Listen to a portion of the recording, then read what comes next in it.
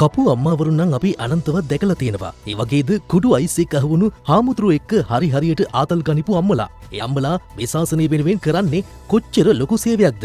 හා නැද්ද? මේ හාමුදුරුවෝ මතකයිද බලන්න අර හෙරොයින් එක්ක අහුනේ ප්‍රසිද්ධ කවිබන දේශක ගණේකන්දේ චන්ද්‍රරතන හාමුදුරුවෝ. එහෙනම් මේ අම්මා මතකයිද බලන්න? නෑ නේද? එහෙනම් මතක් කරන්න මේ ප්‍රෝග්‍රෑම් එක. මෙන්න බලන්න පුතේ.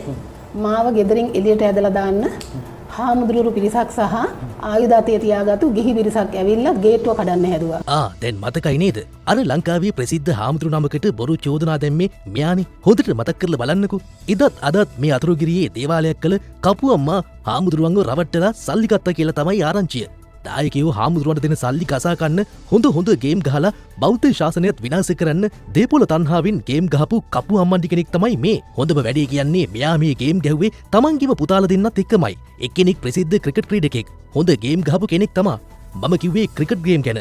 ක්‍රිකට් පුතාගේ කෙරුවාව ගැන පස්සේ කියන්නම්. ඔය ගොඩක් පත්තිනි අම්මලාගේ රෙද්දේ තුත්තිර කියන එක අපි නම් නෙමෙයි කියන්නේ. ඒක අතීතේ ඉඳන් පැවතෙන කතාවක්.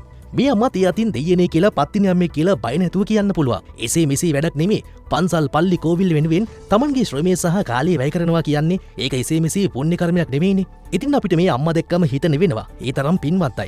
පින්වන්තකම කොච්චරක්ද කියනවා නම් පන්සල් හදන්න උදව් කරනවා විතරක් නෙමෙයි. පන්සල් එක බෞද්ධ රූපවාහිනී නාලිකා පවා අයිති කරගන්න හැදුවා. සමහර විට බෞද්ධකම පිරීලා ඉතිරිලා ගිහින් වෙන්න ඇති. එහෙම කරන්නේ නැත්තේ. ඉතින් එහෙම වෙලාවට අනේ සාදු කියනවා වෙනුවට සාදු කියන තරම් අපේ හිත මෘදු වෙලා බෙලෙක් වෙලා මෙව වෙලා යනවා. ඔය චමුදිත එක්ක පසුගිය දවස්වල එකතු වෙලා ලංකාවේ ප්‍රසිද්ධ හාමුදුරු නමකට විරුද්ධව ප්‍රෝග්‍රෑම් එකකුත් කළානේ. මේ හැමදේම සිංහල ජාතිය බෞද්ධ ආගම වෙනුවෙන් මිසක් සල්ලි වලට නම් නෙමෙයි මම හිතන්නේ.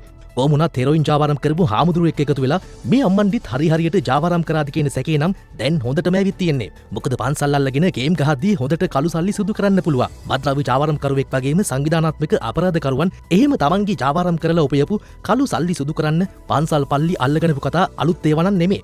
ඉතින් මේ මත්ද්‍රව්‍ය ජාවාරම්කාර හාමුදුරුවෝ සහ චෝදනා එමට ඇති මේ අම්මන්ඩිත් ගැහුවේ ඒ වගේ ගේම් එකක්ද කියලා නම් සැකයි. පොලිසියත් මේ ගැන අවධානයෙන් ඉන්නේ. මේ වගේ අසීලාචාර තක්කඩි අම්මන්ඩිලාගෙන් මේ ශාසනය රැකගන්න එක මේක මේ කියන මගේ විතරක් වගකීමක් නෙමෙයි. බෞද්ධ අපේ වගකීමකුත් විතරක් නෙමෙයි.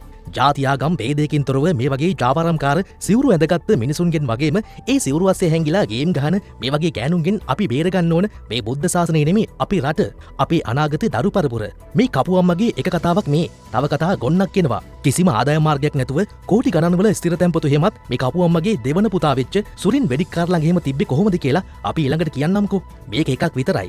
එපිසෝඩ් ගණනාවක් පුරාවටම මේ කතාව ඇදිලා යනවා. පුතාලගේ සහ අම්මගේ කෙරුවාව ගැන තොරතුරු පස්සේ දෙනුම් දෙන්නම්. අපි ඊළඟ එපිසෝඩ් එකෙන් සෙස්ස පස්සට. එහෙනම් අපි අදට ගිහින් එන්නම්කෝ.